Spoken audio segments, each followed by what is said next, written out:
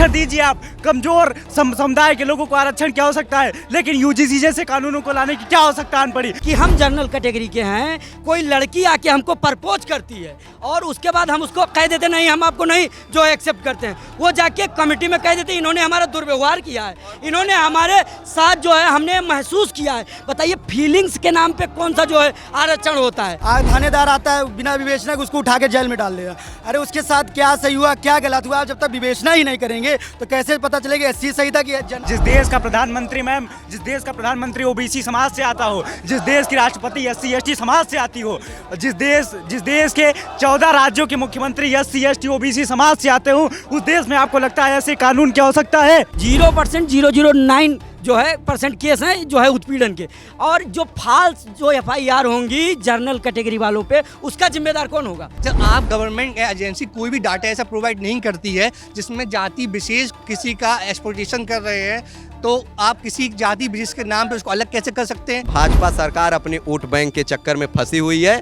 वो डर उनको इस बात का है, नरेंद्र मोदी इस बात से डर रहे हैं। इधर जो है उनके तरफ एक तरफ जो है एक हाथ में सवर्ण समाज, दूसरे में एससी एसटी ओबीसी हैं। मैम क्या ब्राह्मण गरीब नहीं हो सकता है? क्या कितने ऐसे ब्राह्मण होंगे या अपर कास्ट वाले होंगे जिनके घर पे 2 वक्त की रोटी सही से नहीं मिलती है? यूजीसी को लेकर पूरे भारत में आपने प्रोटेस्ट देखा, कैसे तमाम स्टूडेंट विंग्स प्रोटेस्ट कर रहे हैं और तमाम भारत में जो प्रदर्शन जारी है। आज हम इलाहाबाद में मौजूद है। इलाहाबाद में लगातार 7-8 दिनों से लगातार प्रोटेस्ट हो रहा है यूजीसी को वापस लेने के ऊपर, यूजीसी बिल में संशोधन करने के ऊपर। आज हम पहुंचे हैं इलाहाबाद के ईश्वर शरण डिग्री कॉलेज, जहां पर बच्चे प्रोटेस्ट कर रहे हैं और मेन मुद्दा ये है कि प्रोटेस्ट क्यों कर रहे हैं। ये बच्चे ब्राह्मण वर्ग जनरल कैटेगरी के बच्चे हैं। ये समझना बहुत ज़रूरी है कि आखिर इनकी दिक्कतें क्या हैं, इनका इशू क्या है, जिसकी वजह से पूरे देश भर में प्रोटेस्ट हो रहा है। और प्रयागराज में, इलाहाबाद में लंबे समय से स्टूडेंट विंग प्रोटेस्ट करते आ रहा है। ये कॉलेज इलाहाबाद यूनिवर्सिटी से एफिलिएटेड कॉलेज है, जहां पर अभी हम मौजूद हैं और यहाँ के तमाम स्टूडेंट्स बहुत समय से प्रोटेस्ट कर रहे हैं और अपनी बात को सरकार तक, अपनी बात को प्रशासन तक पहुँचाने की तमाम कोशिशों में है। और जानना बहुत ज़रूरी है कि ये प्रोटेस्ट हो किस बात पर रहा है, और ये मुझे लगता है बच्चे ही आपको ज़्यादा बेहतर तरीके से बता पाएंगे। क्या चल रहा है मैम? यहाँ पे यूजीसी जो बैक रोल है उसका नारा चल रहा है, स्लोगन चल रहा है। जो गवर्नमेंट की जो बिल आया हुआ है इसका अपोज किया जा रहा है। आईटीसी के स्टूडेंट जो ईश्वर डिग्री कॉलेज है इलाहाबाद यूनिवर्सिटी के इंडोर स्टूडेंट्स कर रहे हैं। भाई रिजर्वेशन भी था, है ना, तो फिर इसको लेकर क्यों प्रोटेस्ट कर रहे हो? ऑलरेडी रिजर्वेशन तो चल ही रहा है, फिर यूजीसी में क्या दिक्कत हो गई? मैम रिजर्वेशन जो परिस्थिति होती, कोई भी अगर बिल आता है तो परिस्थिति का वो आपका रिजल्ट होता है कि कोई भी अगर कोई दिक्कत आती है, जिस समय आती है उसी समय का उसका डेवलपमेंट होता है। आज मैम रिजर्वेशन से ज़्यादा इंपॉर्टेंट है इक्वलिटी, क्रीमी लेयर, वो कॉन्सेप्ट तो इम्प्लीमेंट हो नहीं रहा है। तो इक्वालिटी के लिए तो सरकार लेके आई है। मैम इक्विटी है, इक्वलिटी नहीं है, बहुत अंतर इक्विटी में। तो क्या कहता है, क्यों नहीं है, क्यों, क्या अंतर लग रहा है? मैम इसमें ये अंतर लग रहा है कि जो मैम आज का शोषित वर्ग है उसको आप कहीं ना कहीं अलग कर रहे हैं, कहीं ना कहीं आपका मेजरमेंट का जो कास्ट एरिया है वो अलग हो रहा है। आप इसमें क्या कर रहे हैं, आप इसमें एक समुदाय को अलग करने का काम कर रहे हैं, सभी को अलग करने का। पीएम बिल जो हमारे देश की आत्मा है उसमें फ्रेटर्निटी का कॉन्सेप्ट स्टेबल करता है। फ्रेटर्निटी मतलब ब्रदरहुड, और यहाँ पे जब आप कास्ट के बिहाफ पे किसी को अलग कर रहे हैं, जो भीमराव अम्बेडकर खुद कहते हैं एनिवेशन ऑफ कास्ट लेके आए थे वो, तो जब किसी को कास्ट बिहार पे हम अलग करें तो यहाँ फ्रेटर्निटी का क्या मतलब है? जिस देश की आत्मा पीएम बिल के अंदर है, अगर उसका प्रिंसिपल फॉलो नहीं होगा तो कोई बिल उसके शायद वो सही नहीं हो सकता है।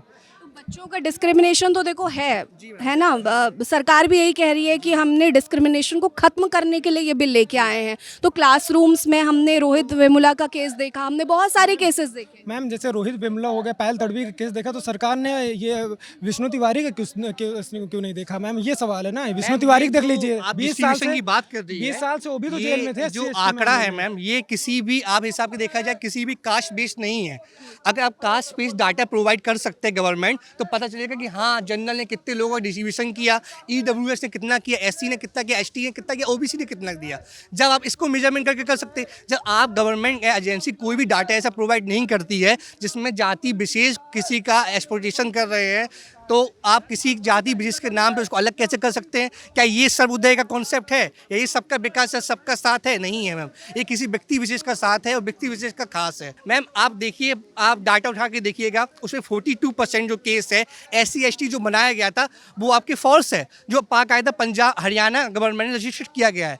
आप 20% अगर सर्वे किया जाएगा तो उसमें जो SC/ST केस थे वो भी मैम फॉल्स है। यहाँ पे सिर्फ हम बात कर रहे हैं कि आप इक्वलिटी के चक्कर में इक्वलिटी खत्म ना कर दे। जिस बेंच में बैठ के एक ब्राह्मण, ठाकुर, क्षत्रिय ये सब पढ़ता है कि वो कभी नहीं पूछते कि तुम कौन से कास्ट हो। ये अभय प्रताप सिंह, मैं अमन शर्मा हूँ, ये आरिफ खान होंगे, या ये OBC होंगे, कोई भी होंगे, हम सब एक साथ बैठे। क्यों? क्योंकि जाति हमारे दिमाग में नहीं है, हम लोग का माइंड फ्रेश माइंड है। लेकिन अगर आपको एक ही पर्टिकुलर डाल दी जाएगी जाति जाति जाति, तो क्या मैं भेदभाव नहीं करूँगा? क्योंकि इसमें आपने एक समुदाय को जोड़ा है, OBC को जोड़ा है, जबकि आप डाटा देखिएगा तो उसमें मैक्सिमम जो केस है SC/ST के OBC के ऊपर। तो फिर ब्राह्मणों पर कभी लगा कि ब्राह्मण बच्चों पर भी डिस्क्रिमिनेशन हो रहा है, भेदभाव हो रहा है? जी मैम बिल्कुल हो रहा है, जहाँ माइनॉरिटी में वहाँ ब्राह्मणों के ऊपर हो रहा है। मैम हम लोग का सरकार से यही कहना है कि अगर OBC SC/ST को लिए प्रावधान ला रही और लाए, अच्छी बात है, लेकिन सवर्ण के हितों को ध्यान में रखते हुए लाए। सवर्ण आपके लिए कुछ नहीं, वो बच्चा नहीं है। सवर्ण का तो ये पार्टी तो शुरू से ही कहा जाता है कि हिंदू राष्ट्र की मांग करने वाले, हिंदू को सपोर्ट करने वाली पार्टी ब्राह्मणों को सपोर्ट। मैम मेन चीज़ ये है कि हिंदुत्व किसी भी पार्टी का मोहताज नहीं है। आप जब तक हमारी पॉलिसी को इम्प्लीमेंट करेंगे, हमारी पॉलिसी को चालू करेंगे तो हम मानेंगे। UGC जो कानून लाया गया है उसको मैंने जहाँ तक समझा पढ़ा, सबसे ज़्यादा विरोध इस बात का है जो कमेटी में सदस्य बनाए गए हैं उसमें कहीं भी ऐसा जिक्र नहीं है कि सवर्ण समाज है। उसमें लिखा है OBC, SC/ST, दिव्यांग, महिला, ये 5 वर्गों का जिक्र उसमें किया गया है। सवर्णों का उसमें कहीं जिक्र नहीं। हमारी जो जेन्युइन मांग है, सबसे पहले उसमें कम से कम 1 या 2 लोग सवर्णों को उसमें शामिल करने, सरकार ये स्पष्टीकरण दे और जो है UGC जो ये कानून है इसमें संशोधन करके लाए। क्योंकि मैम जो कानून आता है बहुत सोच समझ के नीतियाँ बनाई जाती हैं, अच्छे अच्छे ऑफिसर्स वहाँ लगे होते हैं, लेकिन मानवीय भूल किसी से भी हो सकती है, तो उनसे भी मानते हैं हो गई होगी। लेकिन भाजपा सरकार अपने वोट बैंक के चक्कर में फंसी हुई है। वो डर उनको इस बात का है, नरेंद्र मोदी इस बात से डर रहे हैं। इधर जो है उनके तरफ एक तरफ जो है एक हाथ में सवर्ण समाज, दूसरे में SC/ST OBC हैं। अगर जो है वो सोच रहे हैं कि अगर इसमें ज़रा भी संशोधन करेंगे तो A वर्ग हमसे नाराज़ हो जाएगा, और जो है अगर इसको नहीं करेंगे तो इसी वजह से वो मौन बैठे हुए हैं, डरे हुए हैं, बोल नहीं पा रहे हैं। लेकिन हम छात्र हैं, अगर हमको बांटने का काम किया जाएगा तो हम अपनी आवाज़ उठाएंगे। मैम मेरा नाम मयंक शुक्ला है, जो है मैं ब्राह्मण समाज से आता हूँ। मुझे अपनी जाति संस्कृति पे गर्व है। हर व्यक्ति को अपनी जाति संस्कृति पे गर्व होना चाहिए। हॉस्टलों में ऐसी परंपराएं सिखाई जाती हैं कि सभी लोग जो है भाई भाई की तरह रहते हैं, एक थाली में खाते हैं। अगर 3 रोटी हॉस्टल में खरीद के बाहर से आई रहती है, कोई किसी भी समाज का आ जाता है, चाहे आधा ही खिलाया जाता ये हमारी परंपरा रही है, इलाहाबाद की परंपरा रही है। अब क्या माहौल है? अब उनके चक्कर में वो मौन है। लेकिन हम लोग जब तक UGC कानून में संशोधन नहीं करा लेंगे तब तक आंदोलन करते रहेंगे। हमारी यही मांग है, सरकार इसको किसी भी वर्ग में, आर्टिकल 14 संविधान में है, उसको ना भूले, उसका पालन करे। बाबा साहब अम्बेडकर और जो है तमाम जो है नेहरू जैसे लोगों ने जो संविधान को सींचा है, आज़ादी जो है हमको दिला के, तमाम लोगों ने मैम जो है संविधान बनाने में बहुत समय लगा और जो है बहुत तरीके की जिल्लो-जहद लोगों ने उठाया, उसके बाद संविधान बना। और मैं ये कहना चाहता हूँ उस समय आज के समय से ज़्यादा भेदभाव था जब देश आज़ाद हुआ। अगर संविधान निर्माताओं को ये ज़रूरत हुई, लेकिन आज उत्पीड़न ज़्यादा है। मैम ऐसा आपको पहले उत्पीड़न ज़्यादा था। मैं जहाँ तक जानता हूँ हमारे गांव में जो लोग रहते थे पहले किसी SC को बैठने नहीं देते थे, आज लोग अपने जो है चारपाई पे बैठाते हैं, कुर्सी पे बैठाते हैं। हम भारत जो है तब से आज तक बदला है। अगर संविधान निर्माताओं को तब आवश्यकता महसूस होती तो इसको डालते, नहीं डाल रहे, ये अपनी वोट बैंक के चक्कर में केवल ऐसा किए हैं। जब एक सब समुदाय को मिला के देश चल अंत्योदय की नीति में काम कर रहे हैं तो ये इसमें जनरल कहाँ है? कहीं नहीं है मैम। नौकरी में तो वैसे ही हम लोग क्या, आप जाए, मैं UPSC का एस्पिरेंट हूँ, मैं खुद UPSC की तैयारी करता हूँ जी, करंट में मैं कर रहा हूँ जी, कॉलेज से पास आउट हूँ मैम। तो अब देख रहे हैं मैम, जो हम लोग का 80 रैंक, जो 180 रैंक है वो मैम IAS में बनेंगे, उनको 450 में मिलेगा। ठीक है, वही मेरा मुद्दा ही यही है कि ये रिजर्वेशन या फिर ये जो डिस्क्रिमिनेशन है, ये तवज्जो दी जानी है, आज की नहीं है, ये सालों पुरानी है। और कहीं ना कहीं ये चीज़ें उत्पीड़न को देख के की गई है। आज भी उत्तराखंड में जो बेटी के साथ हुआ है ना, उसकी मौत हो गई, वो मर गई, उसके माँ बाप उसके पीछे, सिर्फ इसलिए कि कह रही हैं कि किसी के साथ उत्पीड़न हो रहा है। बिल्कुल सही बात है कि अगर एक आध केस उत्पीड़न के मिल रहे हैं, 0.009% केस हैं उत्पीड़न के।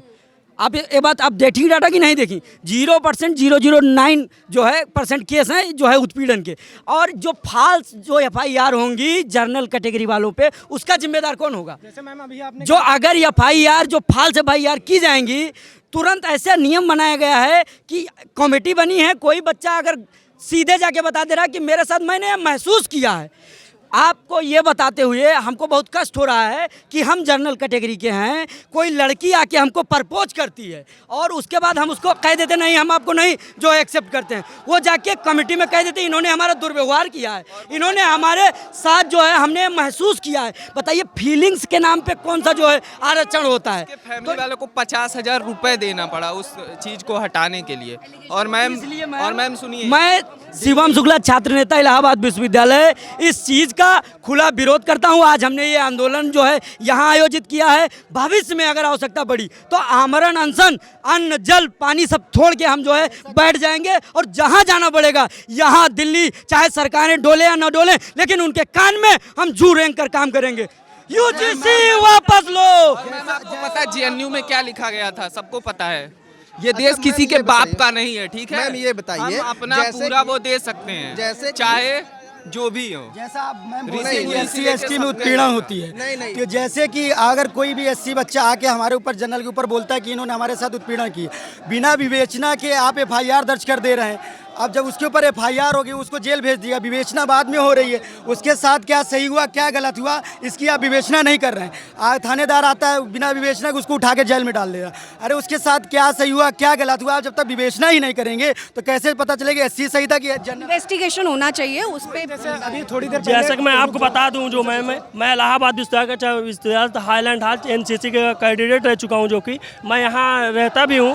ये बता देना चाहता हूं कि जो आने वाले समय UGC का हम लोग विरोध कर रहे हैं। हम लोग कल इलाहाबाद विश्वविद्यालय से गेट से लेकर के जहां तक चाहेंगे वहां तक लेकर के जो जाएंगे, जब तक इसका बिल वापस नहीं हो जाता है तब तक हम जितने भी सवर्ण समाज के लोग हैं और जितने हमारे मित्र हैं, ये कोई वापस नहीं हो जाए। ये जो लोग कह रहे हैं कि ST SC OBC के लोग नहीं, हमारे साथ OBC भाई लोग और SC SC जितने भी लोग हैं वो लोग भी यहाँ आए हुए हैं। कहाँ है? यहाँ आप कहाँ गए? अभी मैं मिलाता हूँ आपको, 1 मिनट रुकिए। वहाँ पे है इस समय, अभी मैं उन लोगों को बुलाता हूँ, वो लोग वहाँ पे स्वयं आए हैं, बुला रहा हूँ।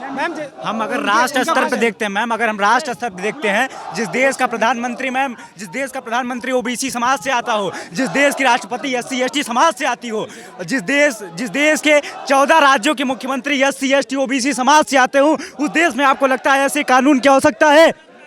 आप सरासर लोगों को जातियों में बांटने का काम कर रहे हैं। यहाँ राष्ट्रवाद की भावना हर नागरिक में व्याप्त है, वहाँ आप जातिवाद की भावना व्याप्त करने का काम कर रहे हैं। आपको लगता है आरक्षण होने के बाद आरक्षण दीजिए, आप कमजोर समुदाय के लोगों को आरक्षण क्या हो सकता है, लेकिन UGC जैसे कानूनों को लाने की क्या हो सकता है पड़ी? मैम क्या ब्राह्मण गरीब नहीं हो सकता है?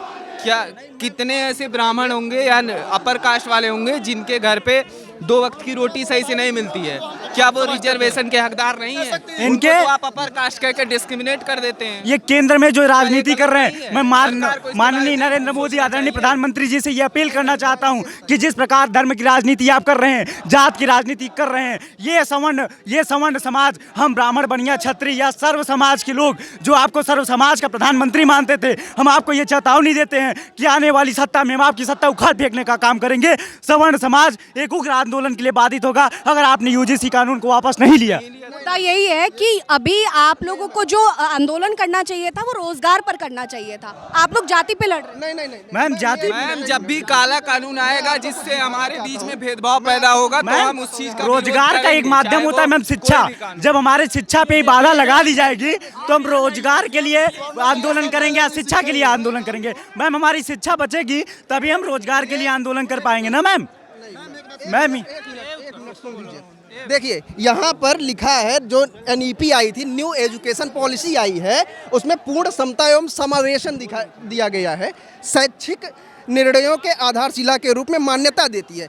और सभी छात्र शिक्षा प्रणाली में सभी छात्र जब एनईपी में आपकी ये चीज़ें आ रही हैं, यहाँ पर सेकंड पैरा में लिखा गया धर्म, नस्ल, जाति, लिंग, जब यहाँ पर सभी जातियों को एनईपी में आपने बना दिया है, फिर आपको इस कानून को लाने की ज़रूरत क्या थी? मेरा भी यही आपसे सवाल है। जब बाबा साहेब डॉक्टर भीमराव अंबेडकर ने रिजर्वेशन लेके आए थे, वो इसलिए लेके आए थे ताकि भेदभाव की जो सीमा है वो खत्म हो जाए, और भेदभाव से परे होके बच्चा जब पढ़ेगा, एजुकेशन लेगा, तो जातीय भेदभाव, नस्लीय भेदभाव, ये सारी चीज़ें खत्म हो जाएंगी। लेकिन जब हम यूनिवर्सिटी कॉलेजेस के अंदर ये भेदभाव वाली चीज़ें, जातीय आप एक डिस्क्रिमिनेशन लेके आ जाते हैं, उन लोगों के लिए अलग तरीके का रिजर्वेशन लेके आ जाते हैं, तो ये सवालिया निशान सरकार पर खड़े करते हैं। और यहाँ तमाम बच्चे सिर्फ ब्राह्मण समाज से ताल्लुक नहीं रखते हैं, ये बच्चे यूनिवर्सिटी के बच्चे हैं, जो भविष्य है इस देश का, जो भविष्य है इस पूरे समाज का, जो आपको वोट देने वाले हैं। आप देख रहे हैं नेट्रिक न्यूज, साहस सच कहने का।